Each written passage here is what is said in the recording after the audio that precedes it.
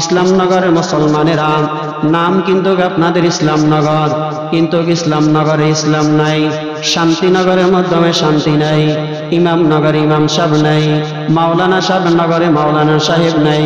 দোস্ত ইমানদারেরা, আজ আমরা গুনাহে থাকার ভিতরে, গুনাহের মাধ্যমে নিজের জীবনটাকে পরিচালনা করার কারণে আজকে আমাদের আল্লাহ তাআলার কাছে দোয়া করলে চোখের পানি আসে না, আল্লাহ তাআলার ভয় দিলের মাধ্যমে আসে না, যার জন্য আমরা অন্যায় করতে চিন্তা করি না। আল্লাহু আকবার। এজন্য আল্লাহ তাআলা কোরআন হাকিমে বলেন, ইয়া আইয়ুহাল্লাযীনা আমানুত্তাকুল্লাহ, হে ঈমানদারওয়ালারা, আমি আল্লাহ তাআলাকে ভয় করো। আমি আল্লাহ তাআলাকে এমন ভয় তোমরা করবা, যখনই আমার জন্যই তোমাদেরকে ডাকা হবে সাথে সাথে তোমরা ঈমানের ডাকে সাড়া দিবা। মুসলমান ঈমানদারেরা, যেখানে গুনাহ হয় সেখানে যাওয়া যাবে না। এজন্য আল্লাহ তাআলা কোরআনের অন্য জায়গাতে বলেন, আলাম ইয়ালাম বিআন্নাল্লাহা ইয়ারা। হে মুসলমান ঈমানদারেরা, দিলটাকে নরম করো, আল্লাহ তাআলার জন্য রিজার্ভ কম্পার্টমেন্ট করে ফেলাও। দুনিয়াতে আমরা কত ধরনের গুনাহই না করি। আল্লাহ তাআলা বলেন, বান্দা এমন ইবাদত বন্দেগী করো যে ইবাদতের কারণে চোখ বন্ধ করলে মাওলাকে দেখা যাবে। আল্লাহু আকবার। হাঁটতে গেল আমার মাওলাকে দেখা যাবে, গাছের ঢালের মাধ্যমে আমার মাওলাকে দেখা যাবে। এমন ইবাদত বন্দেগী করো যে ইবাদতের কারণে তোমার দিলের মাধ্যমে শান্তি আসে। এমন ইবাদত তুমি করো যে ইবাদতের কারণে আল্লাহু আকবার মওতের সময় জবান থেকে কালিমাটুকু নসিব হবে। এমন ইবাদত করো যে ইবাদতের কারণে আল্লাহু আকবার কোরআন তেলাওয়াত করলেই চোখের পানি বের হয়ে যাবে। আলেম ওলামাদেরকে দেখলেই আমার মাওলাই কারিমের কথা স্মরণ হয়ে যাবে। মুসলমান ঈমানদারেরা, খবরদার খবরদার, মুসলমান না হইয়া কেউ অন্ধকার কবরে যায় না। আল্লাহ তাআলা কোরআনে হাকিমের অন্য আয়াতে বলেন, ইয়া আইয়ুহাল্লাযীনা আমানু আমিনু, হে ঈমানদারওয়ালারা, তোমরাই পরিপূর্ণ ঈমানদার হও, তোমরা পরিপূর্ণ মুসলমান হও। খবরদার, পরিপূর্ণ ঈমানদার না হইয়া, পরিপূর্ণ মুসলমান না হইয়া তোমরা অন্ধকার কবরে আসিও না। এই অন্ধকার কবর, আল্লাহু আকবার, এটা পোকামাকড়ের কবর, সাপ বিচ্ছুর কবর। অন্ধকার কবরের মাধ্যমে লাইটের ব্যবস্থা নাই। হে মুসলমান ঈমানদারেরা, আমি এমন একটা কিতাব, এমন একটা সংবিধান, এমন একটা জিনিস তোমাদেরকে দান করেছি যার মাধ্যমে নাই, নির্ভুল নির্ভেজাল একটা কিতাব আমি তোমাদেরকে দান করলাম। তোমরা এই কোরআনের অনুযায়ী দুনিয়াতে চলো। দুনিয়ার মাধ্যমে আল্লাহু আকবার যতদিন থাকবা কোরআন নিয়ে থাকো, নবী সাল্লাল্লাহু আলাইহি ওয়াসাল্লামের সুন্নাহ নিয়ে থাকো। খবরদার মুসলমান, কোরআন হাদিসের বাইরে তুমি যাইও না, ইসলামের বাইরে তুমি যাইও না। আল্লাহু আকবার। ইসলামের বাইরে যাওয়ার কারণে ইহুদিরা দুনিয়া থেকে ধ্বংস হয়ে গেল, নাসারারা দুনিয়াতে ধ্বংস হয়ে গেল। ও মুসলমান ঈমানদার, আমি 5 ওয়াক্ত নামাজ পড়লাম, আমি বড় সুন্দর টুপি পরলাম, মাথার মাধ্যমে পাগড়ি পরলাম, আল্লাহু আকবার, আতর খুশবু লাগাইলাম, কিন্তু দেখা গেল আমার উপরের লেবাস সব কিছু ঠিক আছে, আমার এই অন্তরটা গান্দা হয়ে গেছে, অন্তরটা নাফাক হয়ে গেছে। এই গান্দা নাফাক নিয়া, এই গন্ধ ঈমান নিয়া বান্দা তুমি যদি যাও, আল্লাহু আকবার, গান্দা ঈমান নিয়ে বান্দা তুমি দুনিয়াতে শান্তি পাবা না। আল্লাহু আকবার। গান্দা ঈমান নিয়ে বান্দা তুমি কবরে গেলেও শান্তি পাবা না।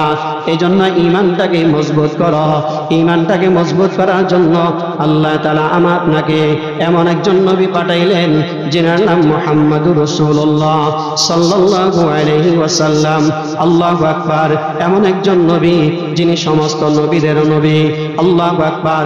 যার জন্য আল্লাহ আসমান বানাইলেন, যার জন্য এই দুনিয়া বানাইলেন, 7 আসমান বানাইলেন, 7 জমিন বানাইলেন, লৌহ কলম সব কিছু বানাইলেন শুধুমাত্র একজন ব্যক্তির আগমন হওয়ার জন্য, আগমনের জন্য। তিনি বলেন আর কেউ নয়, মুহাম্মদুর রাসূলুল্লাহ সাল্লাল্লাহু আলাইহি ওয়াসাল্লাম। হে দোস্ত ঈমানদারেরা, তাহলেই বোঝা গেল আমরা যদি ঈমানওয়ালা হইতে পারি, সর্ব জায়গায় সর্ব অবস্থায় দিলের মাধ্যমে শান্তি আসবে, অশান্তি আসবে। যেই শান্তির কারণে আল্লাহু আকবার ইবাদতের মাধ্যমে মজা পাওয়া যাবে। ইবাদত এমন একটা জিনিস যেটার মধ্য দিয়ে মালিককে পাওয়া যায়। আল্লাহু আকবার। এই জন্য বড় বড় আলেম, বড় বড় মুফতি মুহাদ্দিসরা, পীর মাশায়েখরা দুনিয়ার জমিনে মানুষকে গুনাহ থেকে বাঁচার জন্য, গুনাহি থেকে মুক্ত করার জন্য কোরআন হাদিসের আলোচনার ব্যবস্থা করে। ময়দানে মহাশরে যাতে বান্দার আফসোস করতে না হয়। কোরআন হাকিম আল্লাহ তাআলা অন্য জায়গায় বলেন, ইয়া ওয়াইলাতা লাইতানি লাম আত্তাখিজ ফুলানান খলিলা। এ মুসলমান ইমানদারেরা, ময়দানে মহাশরে কেউ শরীরের মাধ্যমে আল্লাহু আকবার বলা হইতেছে, আল্লাহু আকবার নিজের হাত দিয়া নিজের শরীরের গোশতগুলা টানতে থাকবে আর বলবে, হায় আফসোস, দুনিয়ার জমিনে যদি ভালো মানুষের স্বর্ণপূর্ণ হইতাম, দুনিয়ার জমিনে যদি আল্লাহ ওয়ালাদের সাথে থাকতাম, কোরআন ও হাদিসের সাথে যদি থাকতাম, নবীর আদর্শ নিয়ে যদি থাকতাম, তাহলে দুনিয়ার জমিনে ভালো লোকের সাথে যদি থাকতে পারতাম, দুনিয়ার থেকে আসার পরও ভালো লোকগুলার সাথে উঠা বসা করার কারণে আল্লাহ আমাকে ভালো মানুষের সাথে জান্নাতে পৌঁছে দিত। আফসোস, আমি দুনিয়ার জমিনে ভালো মানুষের সাথে থাকতে পারি নাই। আফসোস, আমি দুনিয়ার জমিনে আল্লাহ ওয়ালাদের বন্ধু হইতে পারি নাই, নেককার ওয়ালাদেরই বন্ধু বানাইতে পারি নাই। এ রহমত ইসলামনগর মুসলমানেরা, হায় হায়, আমাদের জীবনটা তো তখনই ধ্বংস হয়ে গেল। ইবাদতের মাধ্যমে মজা পাওয়া যায় না, আল্লাহু আকবার হাত তুললে চোখের পানি আসে না। এজন্য আল্লাহ তাআলা বলেন, আমি আল্লাহ তাআলাকে তোমরা এমন ভয় করো যেই ভয়ের কারণে ইবাদতের মাধ্যমে মজা পাওয়া যায়। যার জন্য আল্লাহ তাআলা আমাদেরকে অন্য আয়াতের মাধ্যমে বলতেছিল, মুসলমান ইমানদাররা খবরদার খবরদার, পরিপূর্ণ মুসলমান হয়ে যাও, আধা মুসলমান হইও না, নামাজ অর্ধেক আদায় করিও না। অর্থাৎ এক ওয়াক্ত নামাজ পড়লাম আর এক ওয়াক্ত পড়লাম না, নামাজের গুরুত্ব আমার কাছে নাই, দান সদকার গুরুত্ব আমার কাছে নাই। অথচ নবী মুহাম্মদুর রাসূলুল্লাহ সাল্লাল্লাহু আলাইহি ওয়াসাল্লামকে আল্লাহ তাআলা সর্বদিকে সফলতা দিয়েছেন। আল্লাহ তাআলা কোরআনে কারিমে বিভিন্ন জায়গায় শপথ করেছেন, শপথ করিয়া মানুষদেরকে বুঝাইতে চাইলেন, হে মুসলমান ইমানদার, এই কাজের গুরুত্বটা অনেক বেশি, তোমরা এটা মানতে থাকো।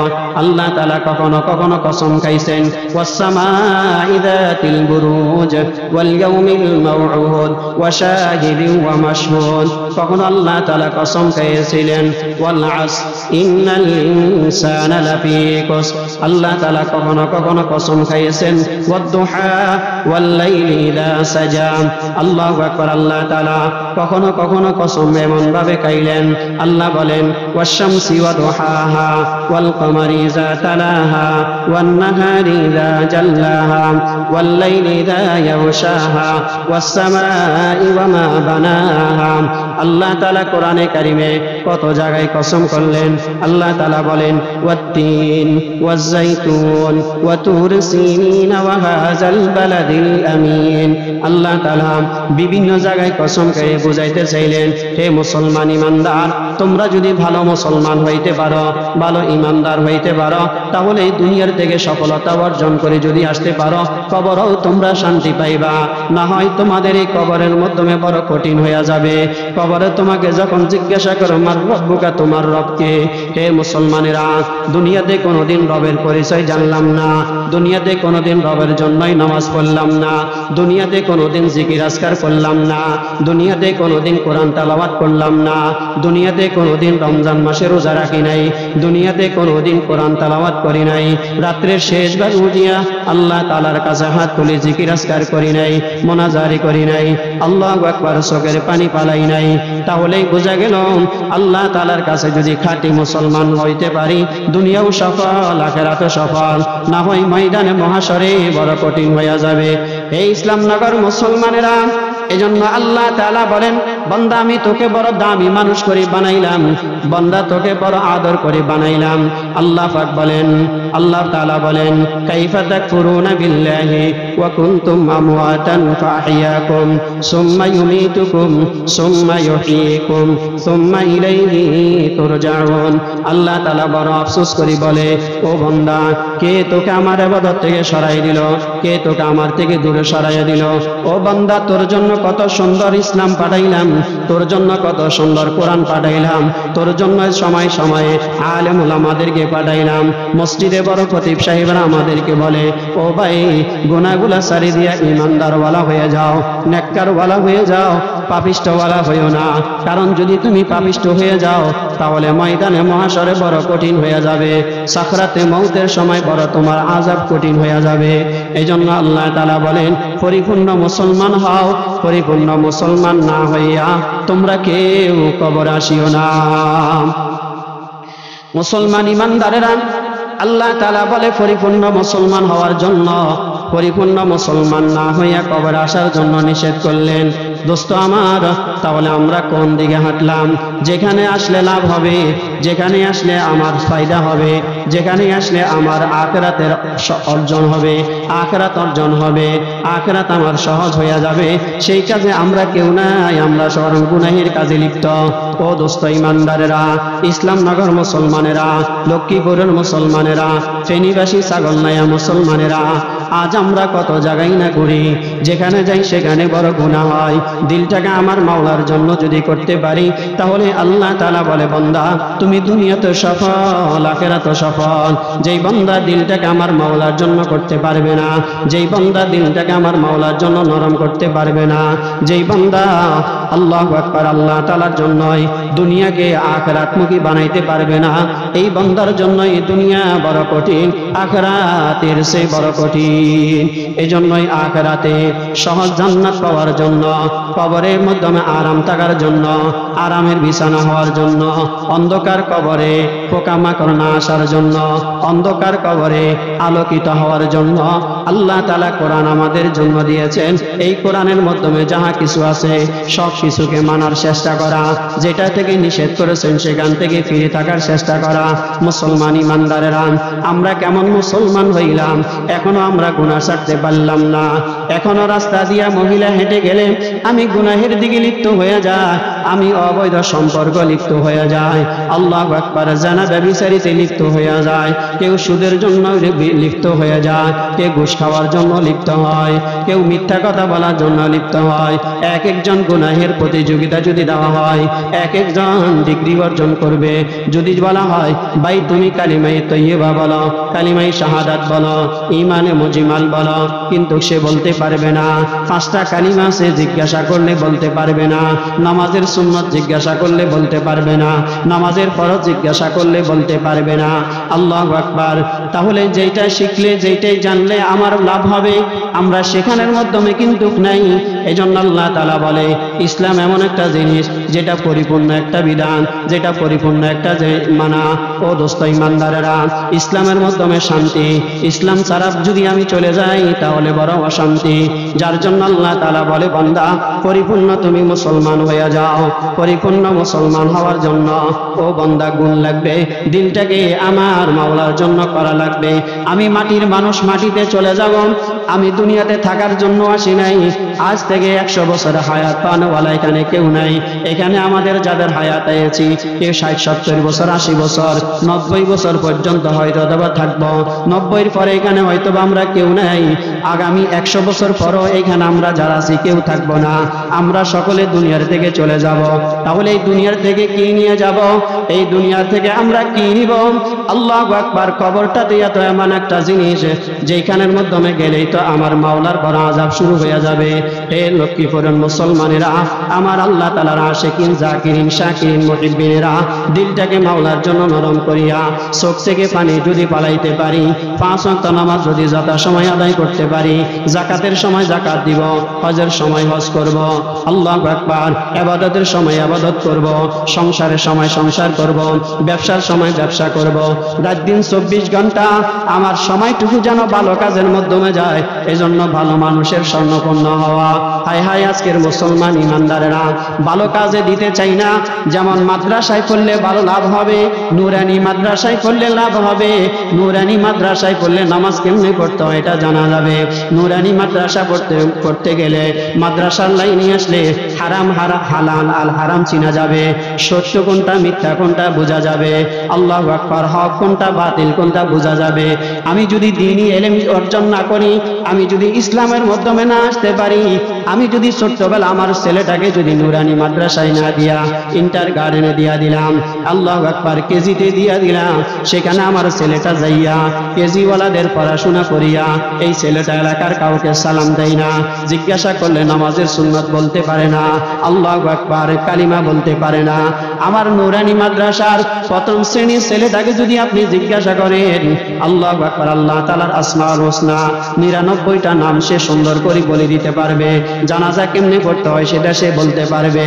আল্লাহু আকবার, কোরআন তেলাওয়াত কেমনে শুদ্ধভাবে করতে হয় এটা সে পারবে।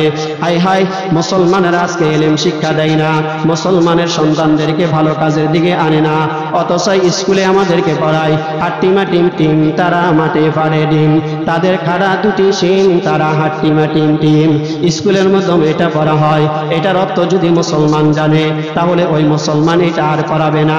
অথচ নুরানি মাদ্রাসায় যদি আমার ছেলেটাকে দিতে পারি, আমার ছেলেটা সুন্দর করে মাথার মাধ্যমে টুপি লাগাইয়া সুন্দর একটা জামা পরিধান করিয়া মাদ্রাসায় আসিয়া যখন করবে, মা গো আমি পড়বো নামাজ, উঠবো সকালবেলা, পড়বো না আর মুয়াজ্জিনের আজান শুনবো হেলাম, আজান শুনে বিছানা ছেড়ে হবে ঘরের বাহার, দাঁত মেজমা করবো ওযু সদাই সর্বদার। আল্লাহু আকবার, আমার ছেলেটা যদি দিনদারওয়ালা হয়, আমার ছেলেটা যদি মাদ্রাসায় পড়ে, তাহলে ভালো কিছু শিখবো। ঘুম থেকে উঠে আসে ওযু কেমনে করতে হয় সেটা সে শিখতে পারে। আমার ছেলেটাই যদি স্কুলে থাকে তাহলে সে এটা থেকে বঞ্চিত হয়ে যায়। এই জন্য ইসলামনগর মুসলমানেরা ছেলেটাকে এমন একটা ছেলে বানান, যেই ছেলেটা আপনি মারা যাওয়ার পর আপনার জানাজার নামাজটুকু পড়াইতে পারে, যেই ছেলেটার কারণে ছেলেটার দেখলে মানুষ বলে মাশাআল্লাহ এটা অমুকের ছেলে, মানুষকে দেখলে সালাম দেয়, মাদ্রাসা পড়ার কারণে সে সালাম দেয়, মাদ্রাসা পড়ার কারণে সে বসি বসি প্রস্রাব করে, সে দাঁড়ায় আর প্রস্রাব করবে না। অথচ আপনি স্কুলের ছেলেটার দিকে দেখাইয়া দেখেন জিন্সের একটা প্যান্ট পরে, যেই প্যান্টে দিয়ে সে বসতে পারে না, দাঁড়ায় দাঁড়ায় প্রস্রাব করতে হয়। তাহলে স্কুলে আমাদেরকে শিখাই কি, মাদ্রাসা আমাদেরকে শিখাই কি? এটা যদি মুসলমান চিন্তা করে, ওই মুসলমানই চিন্তা করবে যার দিলের ভিতরে আমার মাওলার ভয় আছে, ওই মুসলমানই চিন্তা করবে যার দিলের মাধ্যমে আমার মাওলার কোরআন আছে। যার কাছে ইসলাম নাই, যার কাছে কোরআন নাই, সেই ইসলাম সম্পর্কে ধারণা না থাকার কারণে কখনো কোরআনের বিরোধিতা করে, কখনো নবীর বিরোধিতা করে, কখনো ইসলামের বিরোধিতা করে, কখনো ইমাম সাহেবের বিরোধিতা করে, কখনো মুয়াজ্জিন সাহেবের বিরোধিতা করে, কখনো ইমামের গায়ে হাত তোলে, কখনো মাদ্রাসা শিক্ষকের গায়ে হাত তোলে। ইসলাম না থাকার না জানার কারণে, তার ভিতরে আল্লাহ পাকের ভয় না থাকার কারণে। অথচ আল্লাহ তাআলা মুসলমানদেরকে বলে তোমরা ভালো লোকের স্বর্ণপূর্ণ হও। ভালো লোকদের সাথে যদি তুমি স্বর্ণপূর্ণ হইতে পারো, ভালো লোকের সাথে যদি তুমি উঠা বসা করতে পারো, আল্লাহ তাআলা ভালো লোক রসুলাই তোমাকে জান্নাত দিয়ে দিবে। পৃথিবীর বিখ্যাত কবি, বিখ্যাত দার্শনিক, বিখ্যাত ছবি আল্লামা শেখ সাদী রহমতুল্লাহ আলাইহি একটা মাটি হাতে নিলেন, মাটির একটা চাকা হাতে নিয়া জ্ঞান নিতেছিলেন আর বলে ও মাটি তুমি এত সুন্দর জ্ঞান কোথায় থেকে পাইলা? তোমার মাধ্যমে তো কোনো জ্ঞান ছিল না, তুমি তো সাধারণ মাটি, তোমার মাধ্যমে জ্ঞান নাই, কই থেকে তুমি এটা পাইলা? আল্লাহু আকবার, মাটির জবান আল্লাহ তাআলা খুলে দিল। মাটি বলতেছিলেন দিলে খুশবু নেদর হাম্মামে রোজে রসি দস দস্তে মাহবুবে বদস্তম। আল্লাহু আকবার। শেখ সাদী রহমতুল্লাহ আলাইহি প্রশ্নের জবাবে মাটির ডিলা বলতেছিলেন ও শেখ সাদী তুমি ভালো করিয়ে জানো আমার মাধ্যমে কোনো জ্ঞান নাই, আমি সাধারণ মাটি, আমার মাধ্যমে কোনো জ্ঞান নাই, আমি সাধারণ একটা মাটি।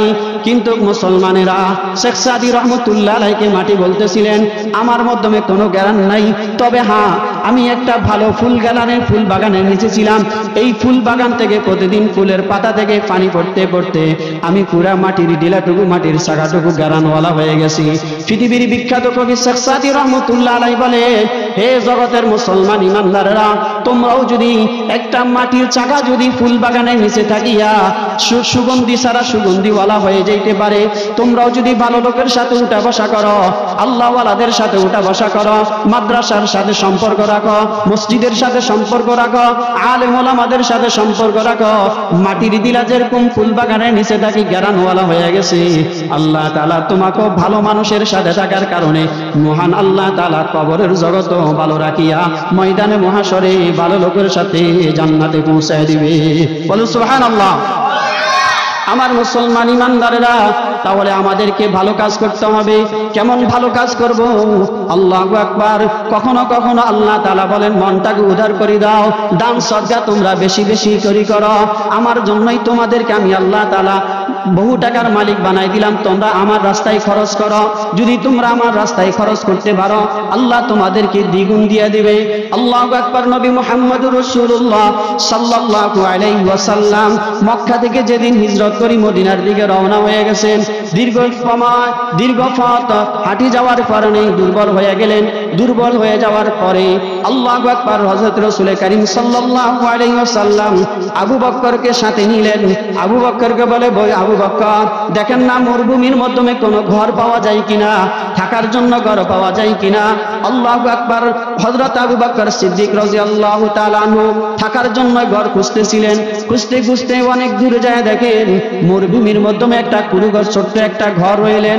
এই ঘরের কিনারে যাইয়া হযরত আবু বকর বলে, ইয়া রাসূলুল্লাহ এই যে সামনে একটা ঘর দেখা যাইতেছে।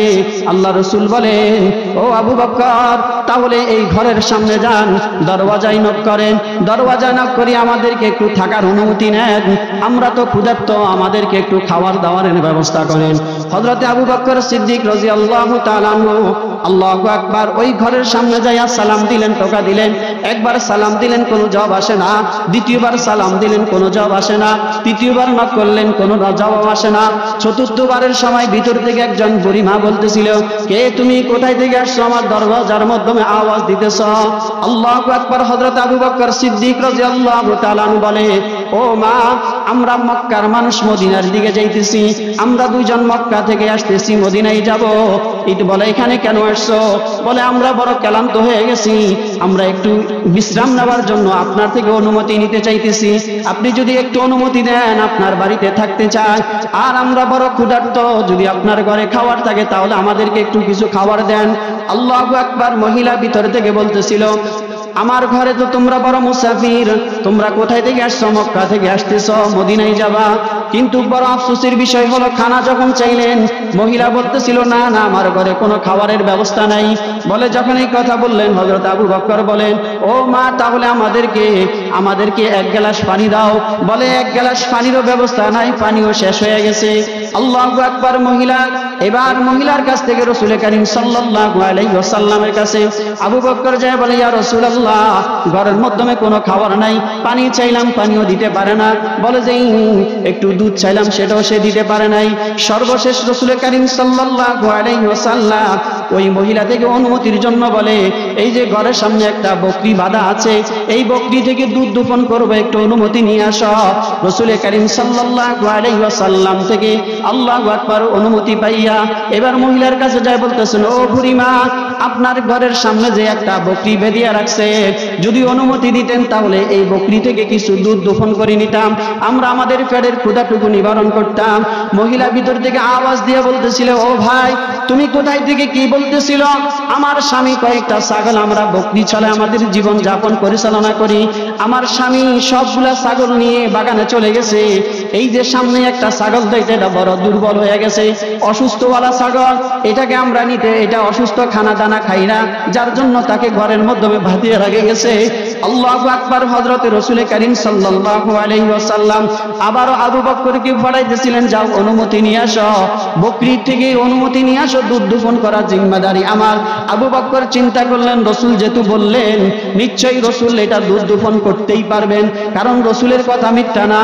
রাসূল তো এমন একজন নবী যিনার কোনো জিন্দেগিতে কোনো গুনাহ নাই, নবীদের কোনো গুনাহ নাই, নবীরা সবাই নিষ্পাপ। কিন্তু নবী মুহাম্মদুর রাসূলুল্লাহ সাল্লাল্লাহু আলাইহি ওয়াসাল্লাম আবু বকরকে আবার পাঠাইলেন। এবার মহিলার কাছে যা বলতেছিল, বুড়িমা আপনি যদি একটু অনুমতি দিতেন তাহলে দুধ দোপন করতাম। মহিলাকে বারবার বলার কারণে মহিলা তৃপ্ত হইয়া বলে যে, যাও যাও, পারলে তোমরা নিয়ে যাও, পারলে তোমরা দুধ দোপন করে খেয়ে নাও। এবার অনুমতি পাওয়ার পর আবু বকর রাসূলের কাছে আসলেন, বলি অনুমতি পাইছেন, এই কথা যখন বললেন এবার দুধ দোপন করবে কিসের মাধ্যমে? একটা তো বালতি দরকার, একটা বাটি দরকার। রাসূল আবু বকরকে বলে, ও আবু বকর যাও যাও, আবার বুড়িমার কাছে যাইয়া একটা বাটি নিয়ে আসো দুধ দোপন করার জন্য। আল্লাহু আকবার। বাটির জন্য যখন গেলেন ছোট্ট একটা বাটি দিলেন, বাটি দেওয়ার বানানে নিয়ে আসলেন। নিয়ে আসার পরে আল্লাহ রাসূল বলে, আবু বকর এই বাটি হবে না, আর একটু বড় বাটি নিয়ে আসো।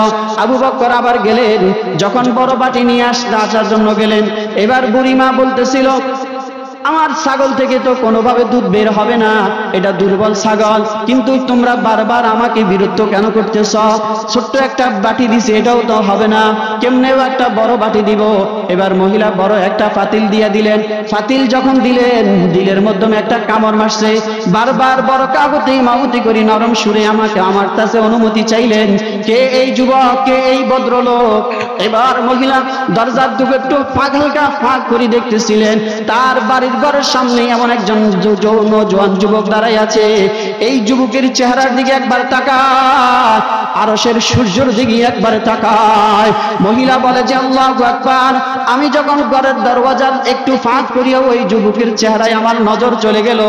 আমি নজরে দেখলাম পৃথিবীর জমিনে সৌন্দর্য কোনো মানুষ যদি থাকে, আল্লাহ তাআলা পৃথিবীর জমিনে এত সুন্দর পুরুষ আমার জীবন আর কোনোদিন দেখি নাই। সূর্যের কিরণ পর্যন্ত অন্ধ হয়ে যায়, সূর্যের কিরণের সাথে কোনোভাবে মিল হয় না, এমন একজন সুন্দর মানুষ তার ঘরের সামনে দাঁড়ানো। এবার মহিলা বলে, ও ভাই, তোমরা শুধু দুধ দুফন কেন? তোমরা তো বড় ভালো মানুষ, তোমরা বড় জান্নাতি মানুষ। বুঝা গেল তোমরা কোনো সিটিং বাটপার না, বড় আবেদওয়ালা মানুষ। যাও যাও, বকরির দুধ দুফন করতে হবে না, বকরিটাকে তোমরা জবাই করি, এটাকে রান্না করি, তোমরা খাইতে থাকো। আমার মুসলমান ইমানদারেরা, অনুমতি পাওয়ার পর রাসূল করিম সাল্লাল্লাহু আলাইহি ওয়াসাল্লাম বকরির রশিটা খুললেন। বকরি এবার রাসূলের কানে কানে চলে আসলে, আসি এবার বকরি চোখের পানিগুলা ফেলে দিলেন। বলতেছিলেন, ইয়া রাসূলুল্লাহ, জবানটুকু খুলে দিয়ে মাথাটুকু লড়াইতেছে। আল্লাহ রাসূল বকরির জবানের কথা বুঝে গেলেন। বকরি রাসূলকে বুঝাইতে গেলেন, ইয়া রাসূলুল্লাহ, আমার মালিক যেগুলা শক্তিশালী, যেগুলা খাইতে পারে, এগুলা সবগুলারে চড়ানোর জন্য বাগানে নিয়ে গেছে। আমি দুর্বল দেখি আমাকে ফালাই রাখি চলে গেছে, আমাকে এক সপ্তাহ যাওয়ার খাওয়ার দেয় না। আল্লাহু আকবার। রাসূল করিম সাল্লাল্লাহু আলাইহি ওয়াসাল্লাম আল্লাহু আকবার বকরিটাকে বড় সান্ত্বনা দিলেন।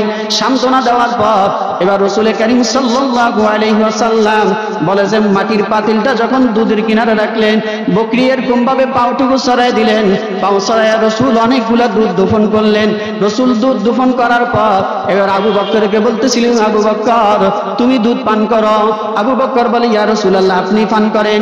সর্বআগে আল্লাহ আবু বকর পান করলেন, রাসূলও পান করলেন। আল্লাহ রাসূল বলে, আবু বকর আবার খাও। বলে আবার খাইলেন। বলে যে এবার দেখো, বলে যে যেই পরিমাণ দুধ ছিল তার থেকে বিন্দু পরিমাণও দুধ কমে নাই। আল্লাহু আকবার। মহিলা এবার বলে যে মহিলাকে দিয়ে আসো। এবার বুড়িমার কাছে দুধের পেওলা নিয়ে গেছেন। তাহলে বোঝা গেল ওই বুড়িমার নাম হলো উম্মে আইমান, উম্মে আবাদ। আল্লাহু আকবার। উম্মে আবাদের ঘরের কিনারে রাসূল করিম সাল্লাল্লাহু আলাইহি ওয়াসাল্লাম বকরির দুধ দফন করলেন। আল্লাহ রাসূল বললেন, ও বকরি, তুমি আর কোনোদিন অসুস্থ হবে না। যতদিন পর্যন্ত আল্লাহ তোমার হায়াত রাখবে, ততদিন পর্যন্ত তুমি সুস্থতার সাথে থাকবা।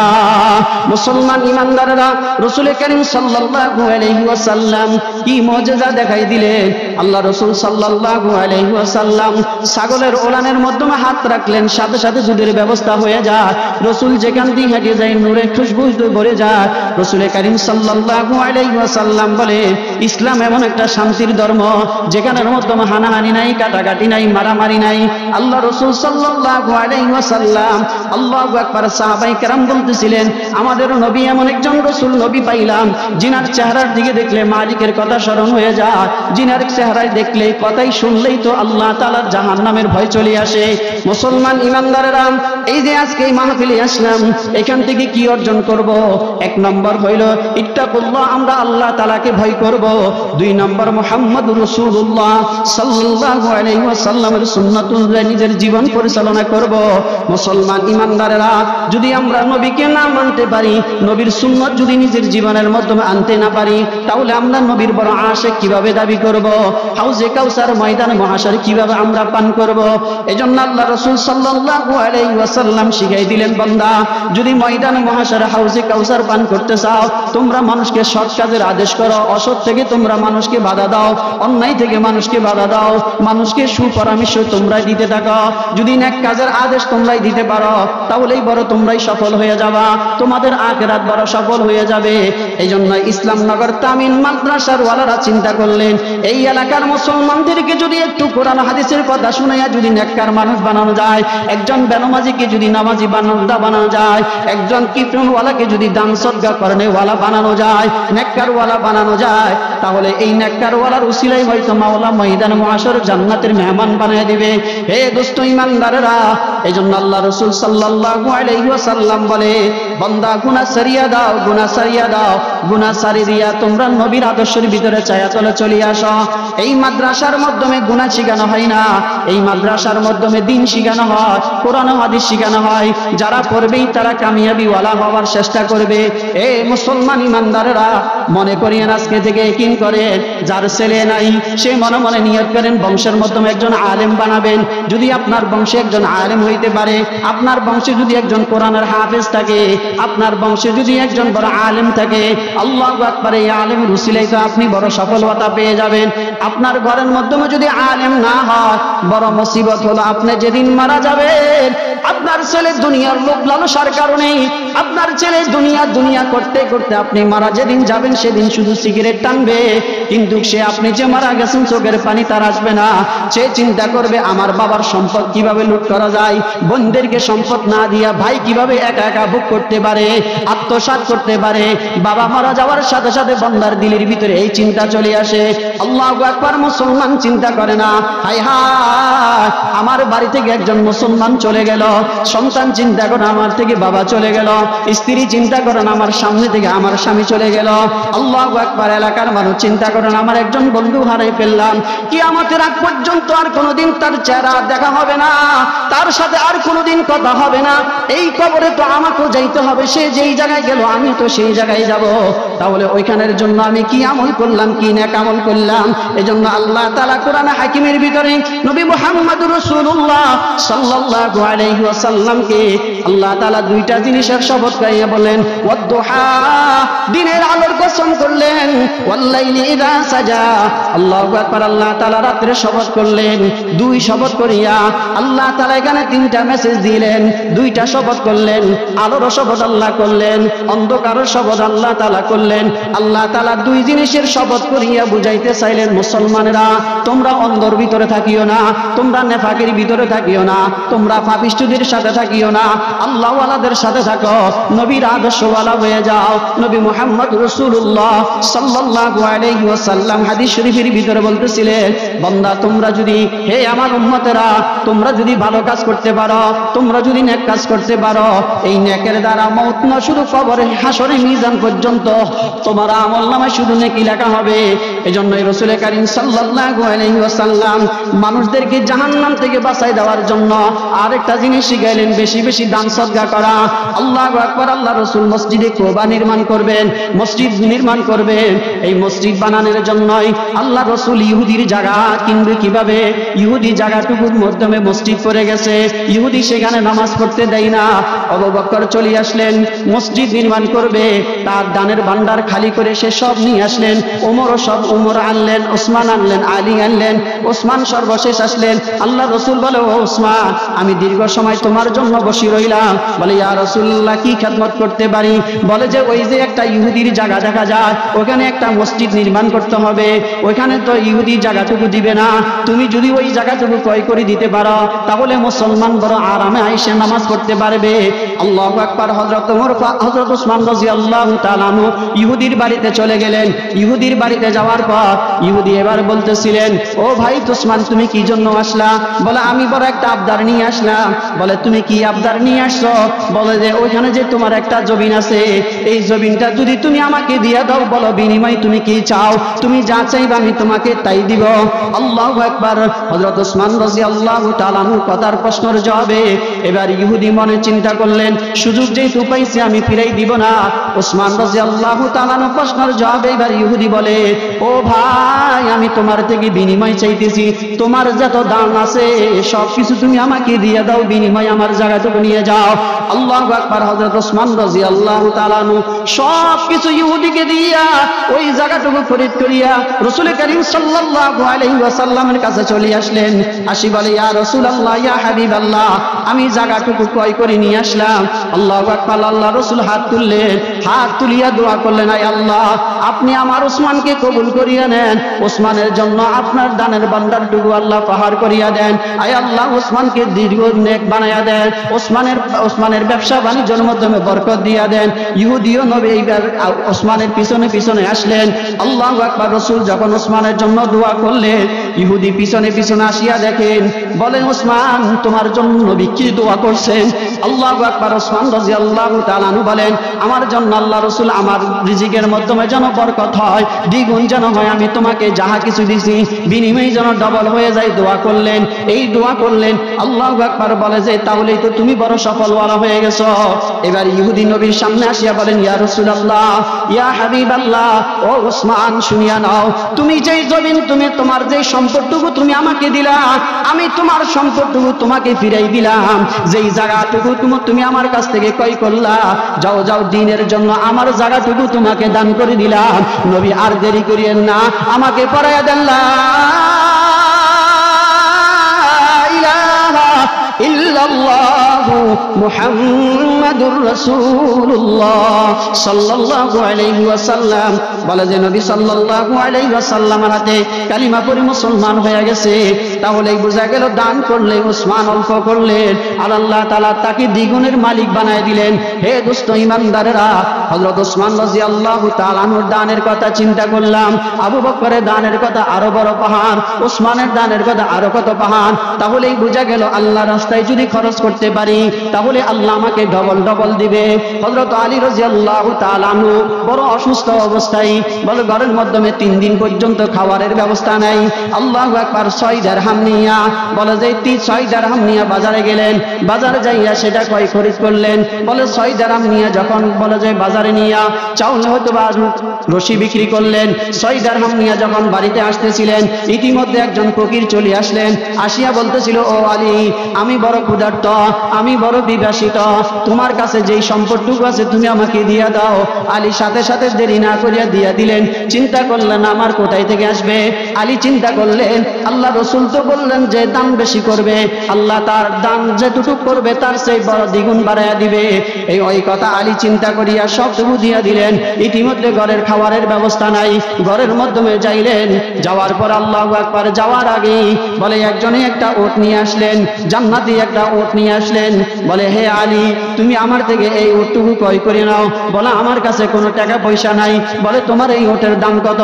বলে 100 দিরহাম। বলে আমি তোমাকে 100 দিরহাম দিতে পারবো না, আমার কাছে 100 দিরহাম নাই। বলে আমি তোমাকে চিনি, তুমি নবী মুহাম্মদুর রাসূলুল্লাহ সাল্লাল্লাহু আলাইহি ওয়াসাল্লামের বলে যে কলিজার টুকরা ফাতেমার স্বামী, আমি তোমাকে ভালো করে চিনি, তুমি বাকি রাখো, যাও তুমি এই বকরিটা নিয়ে যাও। বলে দুম্বাটু ওটটুকু নিয়ে যাও। এবার ওটটুকু যখন 100 দিরহাম দিয়ে নিয়ে গেলেন, বাজারে নিয়ে গেলেন। বাজারে নিয়ে হযরত ওসমান আলী রাদিয়াল্লাহু তাআলা আনহু 300 দিরহাম বিক্রি করলেন। 300 দিরহাম বিক্রি করিয়া 100 দিরহাম, আল্লাহু আকবার, যেই টাকাটুকু নগদ বাকি করলেন ওটা ফিরিয়ে দিয়ে আসার জন্য রওনা হয়ে গেলেন। খুঁজতে খুঁজতে খুঁজতে খুঁজতে ওই ব্যক্তিকে আর পাই নাই। হযরত আলী এবার 3 দিরহাম নিয়ে বাড়ি, 300 দিরহাম নিয়ে বাড়ি চলে গেলেন। যাইয়া দেখেন তার ঘরের মাধ্যমে মুহাম্মদুর রাসূলুল্লাহ সাল্লাল্লাহু আলাইহি ওয়াসাল্লাম। মুসলমান ঈমানদাররা চিন্তা করেন, একটু গবেষণা করেন, তাহলেই বোঝা যাবে আল্লাহ আমাদেরকে কত নিয়ামত দিয়েছে। কিন্তু আমরা বড় কিফন হইয়া গেলাম, আমরা আল্লাহ ওয়ালা হইতে পারলাম না। ও দোস্ত ঈমানদাররা, নেককার ওয়ালা হইতে পারলাম না, পাপিষ্ঠদেরকে বন্ধু বানাইলাম। এজন্যই দান সদকা করতে মন চাই না, আল্লাহ রাস্তায় দিতে আমার মন চাই না। অথচ আল্লাহ তাআলা বলে, বান্দা আমি মাঝে মধ্যে তোমার উপর রাগান্বিত হই।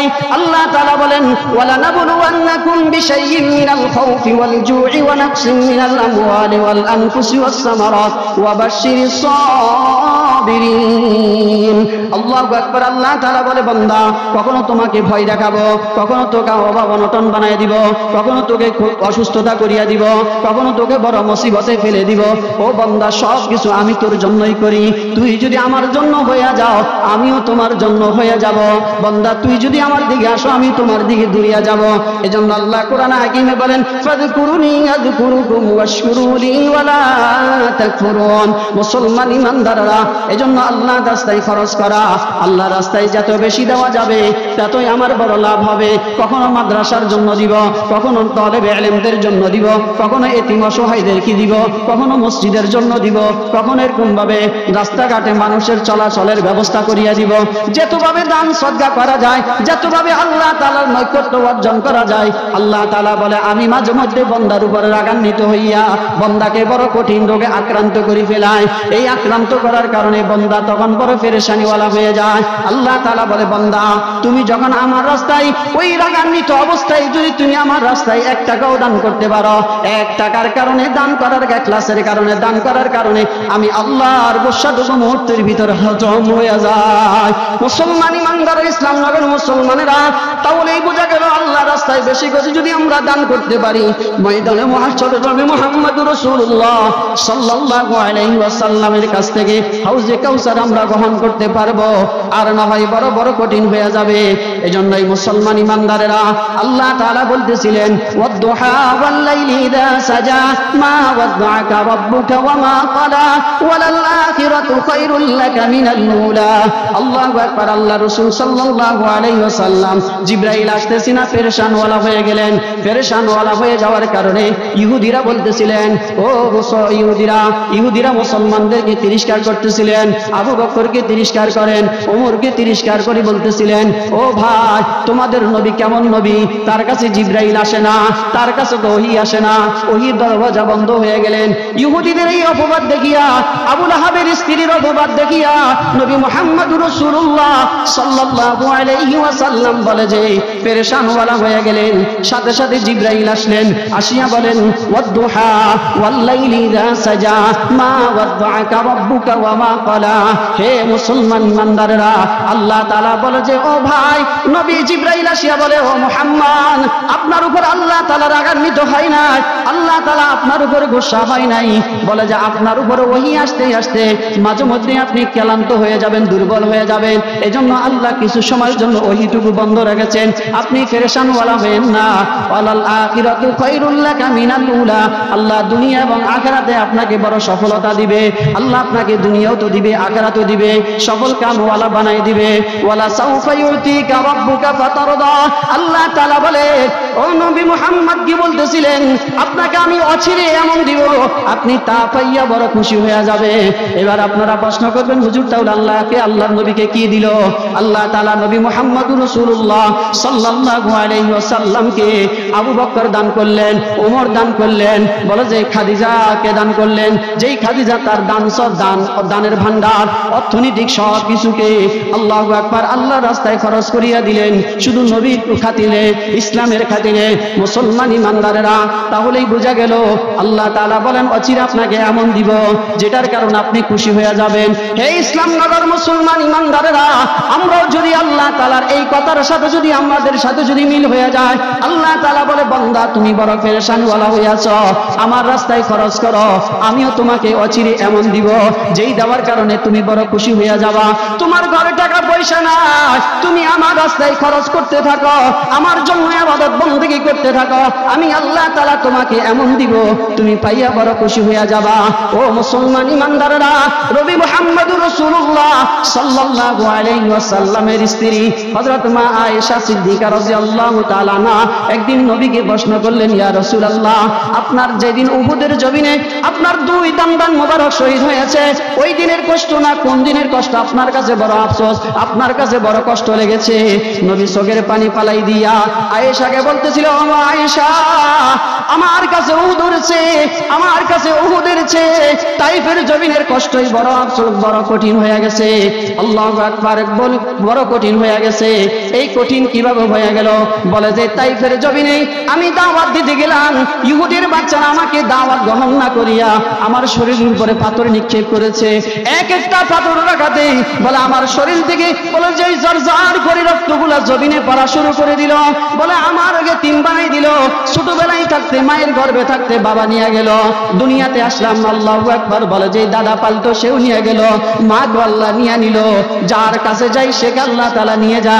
আমি বড় এতিম মানুষ, আমি বড় অসহায় মানুষ, আমি তাইফের জমিনে গেলাম দাওয়াত দেওয়ার জন্য, কিন্তু আল্লাহু আকবার তাইফের মানুষ দাওয়াত গ্রহণ করে নাই। না করার কারণে নবী সাল্লাল্লাহু আলাইহি ওয়াসাল্লাম বড় পেরেশানওয়ালা হয়ে গেলেন।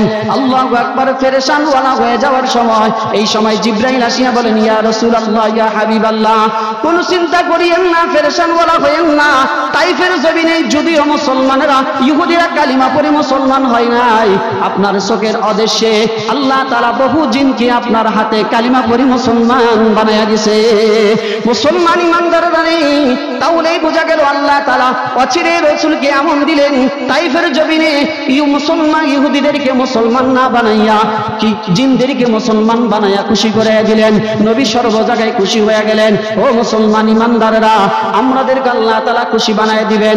আপনি বড় পেরেশান ওরা হয়ে আছেন, আপনার বাবা দুনিয়ার দিকে চলে গেছে, মা বড় দুনিয়ার দিকে চলে গেছে, এই কবরের মাধ্যমে আযাব থেকে মুক্ত হওয়ার জন্য আল্লাহ তাআলা বলে, বান্দা বেশি বেশি আমার রাস্তায় সদকা করো, বেশি বেশি আমার রাস্তায় তুমি দান সদকা করো। কিভাবে দান করবা? এর মাধ্যমে একটা ঘটনা বলি। মুসলমান ইমানদারেরা বলে যে একজন বন মানুষ, বলে এক ভিক্ষুর বেশে, বলে যে একজন আবেদ বান্দার বাড়িতে গেলেন। বাড়ি যাওয়ার পর স্বামী স্ত্রী দুইজন ঘরের মাধ্যমে দুপুরের বেলা খানা খাইতেছে।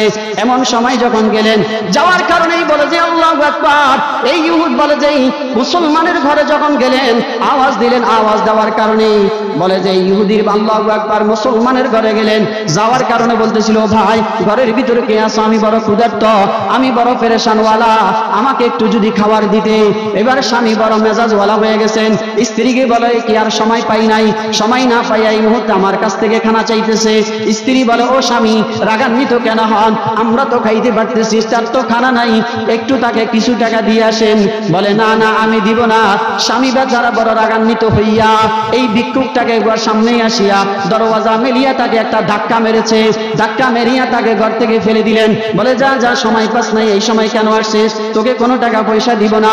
ধাক্কা মেরে দেওয়ার কারণে এই ভিক্ষুকটা নাচতে নাচতে সেখান থেকে উঠলেন, উঠিয়া তার হুঁশ জ্ঞান আসার কারণে এই ভিক্ষুকটাই এবার আল্লাহ তাআলার কাছে এক জায়গায় বসিয়া দোয়া করলেন। এমন এক দোয়া করলেন, আল্লাহ ভিক্ষুকের দোয়ার সাথে সাথে কবুল করে নিলেন। মুসলমান ইমানদাররা আল্লাহু আকবার, এবার কবুল করার পর কিছুদিন যখন চলে গেল, কিছুদিন চলে যাওয়ার কারণে আল্লাহু আকবার, স্ত্রী বলে, ও স্বামী তুমি কেন এমন করতেছ?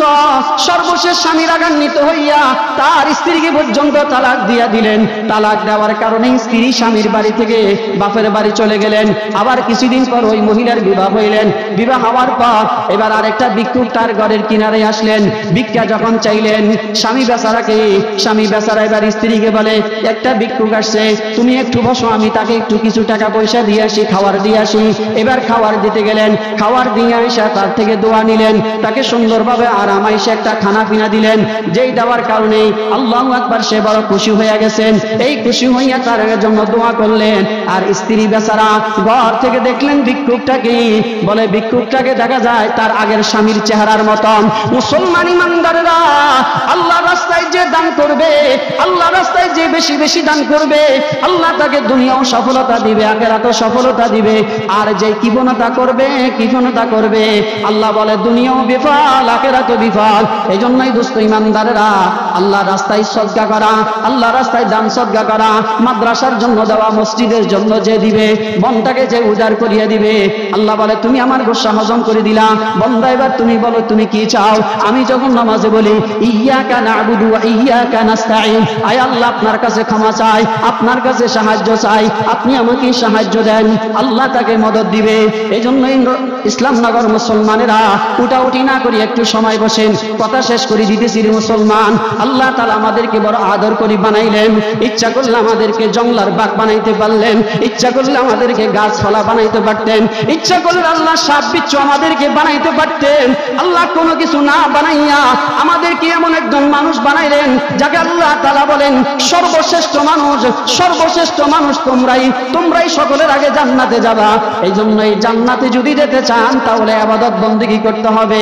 আর যদি মনে করেন যে আমার জান্নাত দরকার নাই, তাহলে যেমনি মন চাই এমনি করেন, কিন্তু ময়দানে মহাশরে আফসোস করবেন, ইয়া ওয়াইলাতা লাইতানি লাম আত্তাকিজ ফুলানান খলিলা। আফসোস যত করতে করতে না হয়, আফসোস যাতে করতে না হয়, এই জন্যই বেশি করে দান করা। ইসলামনগর মুসলমানেরা কেউ উঠাউঠি না করবেন না। এতক্ষণ যদি বুঝলেন, কোরআন হাদিস বুঝলেন, এখন যদি আপনি উঠিয়া যান, বুঝতে হবে শয়তান এখন আপনাকে খোটাইতেছে। হে দোস্ত ইমানদারেরা, পরিবেশ নষ্ট করবেন না, সামান্য সময়, অল্প সময় ধৈর্য ধারণ করেন। আল্লাহ পাক রব্বুল আলামিন আমাদেরকে জান্নাত দিবে। আল্লাহ বলেন তোমার থেকে আমি জান্নাতটুকু বিক্রি করব। কিসের বিনিময়? কোরআনে বলেন আল্লাহ জান এবং মালের বিনিময় আল্লাহ আমাদেরকে জান্নাত দিব। আমরা যদি আমাদের জান আর মাল আল্লাহর রাস্তায় খরচ না করি, তাহলে আল্লাহ আমাদেরকে কিভাবে জান্নাত দিবে? হে মুসলমান ইমানদারেরা, আল্লাহর থেকে যদি জান্নাত কিনতে চান, আল্লাহর থেকে যদি জান্নাত কিনতে চান, তাহলে ইসলামনগর মুসলমানরা, ইসলামনগর তামিল মিল্লাত দাখিল মাদ্রাসা, এই কত একটা সুন্দর বাগান এই এলাকার মাধ্যমে। এখানে ছেলেরা সকালবেলা কোরআন তেলাওয়াত করে, এখানে ছেলেরা সকালবেলা কোরআন আল্লাহ রাসূলের হাদিস পড়ে, এখানে ছেলেরা মাদ্রাসা আসার কারণে মাথার মাধ্যমে টুপি থাকে, মুখের মাধ্যমে দাড়িওয়ালা হয়, মেয়েগুলা পর্দাশীনওয়ালা হয়, মেয়েগুলা দিনদারওয়ালা হয়। হে মুসলমান ইমানদারেরা, এই মাদ্রাসায় আসার কারণে আল্লাহওয়ালার ভাব আসিয়া যায়। মাদ্রাসা পড়ার কারণে মুরব্বীদেরকে সম্মান দেওয়া শিখা যায়। মাদ্রাসায় যদি আমি সহযোগিতা করি, মাদ্রাসার জন্য আমি যদি দান সদকা করি, আল্লাহ বড় খুশি হয়ে যাবে। কারণ এটা নবী মুহাম্মদ রাসূলুল্লাহ সাল্লাল্লাহু আলাইহি ওয়াসাল্লামের আদর্শ শিখানো হয়। হে ইসলামনগর মুসলমানেরা, তাহলে আল্লাহ তাআলার জন্য আমাদেরকে সব করতে হবে। এইটা ওটি না করিয়া একজন মুসলমান বলেন না এখানে এই মাদ্রাসা থাকার কারণে আপনাদের লাভ না ক্ষতি হয়েছে? বলেন বলেন, এই মাদ্রাসা থাকার কারণে আপনাদের লাভ না ক্ষতি? সবাই বলে না লাভ না ক্ষতি। এখন তো দাখিল পর্যন্ত আছে, ইনশাআল্লাহ আগামীতে জানুয়ারি থেকে এখানে আলিমের ব্যবস্থা করতেছে হুজুররা।